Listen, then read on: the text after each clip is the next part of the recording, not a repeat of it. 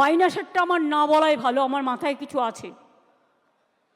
আমি ধরে নিচ্ছি এটা প্লাস হবে। প্লাস মানে নিশ্চয়ই ক্লারিফাই করে let the good sense prevails, এবং তারা যারা যোগ্য তাদের চাকরি না কেড়ে নিয়ে তাদের কাজ করবার সুযোগ দেবেন। বাই চান্স যদি না দেয় তাহলেও মনে রাখবেন যারা যোগ্য তাদের চাকরি নিশ্চিন্ত করার দায়িত্ব সরকারের।